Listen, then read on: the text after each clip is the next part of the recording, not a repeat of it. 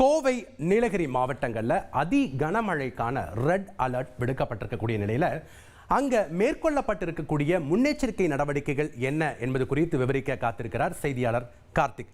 வணக்கம் கார்த்திக். கோவை மற்றும் நீலகிரி மாவட்டத்துக்கு ரெட் அலர்ட் விடுக்கப்பட்டிருக்கு. தொடர்ந்து நேற்று முதலே மழையானது விட்டு விட்டு கனமழையாக பெய்து வரதை நம்ம பார்க்குறோம்.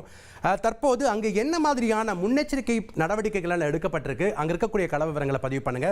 தற்போது மழை பெய்து கொண்டிருக்கிறதா? வணக்கம்.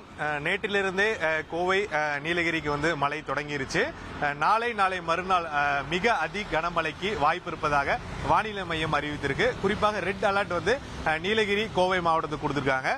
கோவை மாவட்டத்தில் பாத்தீங்கன்னா வால்பாறை பகுதியில் அதிக மழை பெய்யும். அதே சமயம் நீலகிரியில் பரவலாக கூடலூர் உள்ளிட்ட பகுதிகளில் அதி கனமழை பெய்யும் என வானிலை ஆய்வு மையம் தெரிவிச்சிருக்காங்க.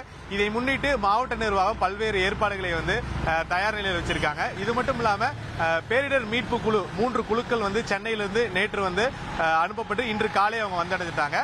கோவையில் இந்த 3 குழுக்கள் வால்பாறை மற்றும் நீலகிரி கோவை இந்த 3 குழுக்களாக தனித்தனியாக பிரிக்கப்பட்டு அவர்களுக்கு ஒதுக்கப்பட்ட இடங்கள்ல தங்க வைக்கப்பட்டிருக்காங்க. அது மட்டும் இல்லாம மாவட்ட நிர்வாகம் சார்பில் இன்று 11 மணிக்கு இந்த பருவமழையை எப்படி எதிர்கொள்வது என்ற ஒரு ஆலோசனை கூட்டம் அனைத்து துறை அதிகாரிகளோடு சேர்ந்து மாவட்ட ஆட்சியர் தலைமையில் நடத்த இருக்கிறாங்க.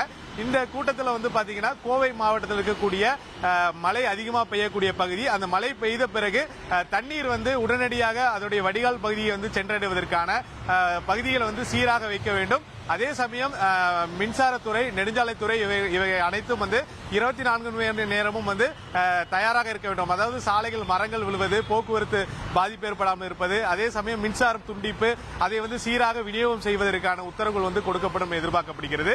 ஒரு பக்கம் பேரிடர் மீட்பு குழு தயாரா இருக்கும் பட்சத்தில் மழை அதிக அளவில் பெய்யும் என்று சொல்லக்கூடிய பகுதிகளில் பொதுமக்களும் பாதுகாப்பாக இருக்க வேண்டும்.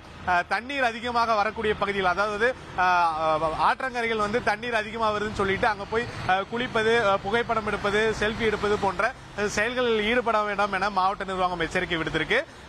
இந்த அடுத்த 3 நாட்கள் அதிக மழை வரும் என வானிலை ஆய்வு மையம் அறிவிப்பு வெளியிட்டதை அடுத்து மாவட்ட நிர்வாகம் இந்த மாதிரி ஏற்பாடுகளை செஞ்சிருக்காங்க. அதே சமயம் தனியார் வானிலை ஆய்வு குறிக்கக்கூடிய நபர்கள் என்ன சொல்லியிருக்காங்கன்னா, அடுத்த 10 நாட்களுக்கு நல்ல மழை இருக்கும், ஒரு சில நாட்கள் அதிக மழை இருக்கும் என சொல்லியிருக்காங்க. குறிப்பா கோவை மாவட்டத்தில் வால்பாறைக்கு அதிக மழை இருக்கும் சொல்லியிருக்காங்க.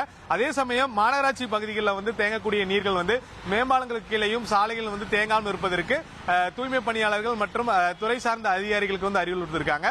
மழை வரும் பட்சத்தில் அதுக்கான ஏற்பாடுகள் எப்படி நடப்பது என்பது நம்ம பொறுத்திருந்து பார்க்கலாம்.